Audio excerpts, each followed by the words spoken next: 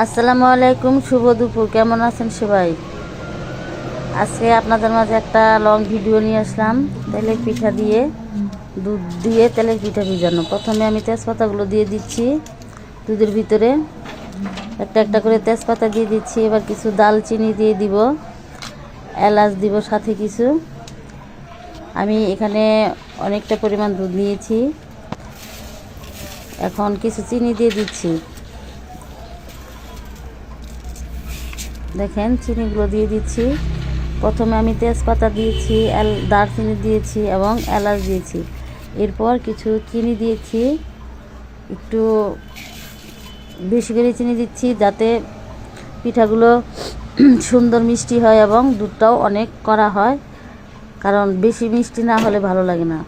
দুধ দিয়ে তেলের পিঠা একটু মিষ্টি হলেই ভালো লাগে। এবার সুন্দর করে নাড়াচাড়া করে দিব, দুধগুলো সুন্দর করে নাড়াচাড়া করব। আস্তে আস্তে দুধটাকে ঘন করে নিয়ে আসবো। আমি জালটা একটু ঢিবি ঢিবি দিয়েছি যাতে দুধটা ঘন হয়।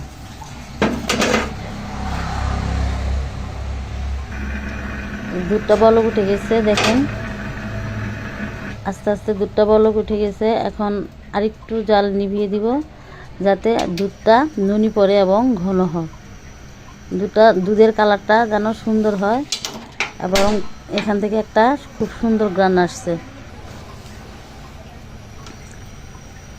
দেখেন দুধ বলক উঠে গেছে। একটু বেশি করে দুধটা বলক করে নিতে হয়, বেশি ঘন করে জাল করলে পিঠাটা অনেক স্বাদের হয় এবং ভালো লাগে এবং মিষ্টিটাও অনেক কড়া হয়। আমি আবারও সুন্দর করে নাড়াচাড়া করে নিচ্ছি। আস্তে আস্তে দুধটা জাল হতেছে এবং ঘন হয়ে আসছে। দুধ যত ঘন হবে পিঠা তত ভালো লাগবে, ঘন না হলে পিঠা ভালো লাগে না। আমি এর মধ্যে এখন একটা একটা করে পিঠা দিয়ে দিব, একটা করে পিঠে দিয়ে দিচ্ছি। এই পিঠাগুলো কিন্তু খেজুরের গুড়ের তৈরি, খেজুরের গুড়ের তৈরি পিঠা কিন্তু অনেক স্বাদ এবং মজা লাগে। আমি প্রত্যেকটা পিঠা খেজুরের গুড় দিয়ে বানিয়েছি। সবটুকু দুধের মধ্যে পিঠাগুলো দিয়ে দিচ্ছি। এখন আমি একটু নাড়াচাড়া করে নিব, সুন্দর করে পিঠাটা নাড়াচাড়া করে নিচ্ছি। আর একটু পিঠাগুলো বলক তুলে দিচ্ছি একটু নরম হওয়ার জন্য, কারণ পিঠাটা একটু নরম হলে খেতে অনেক স্বাদ, অনেক ভালো লাগে। আমি সুন্দর করে এখন এটা নামাবো এবং রেখে দিব।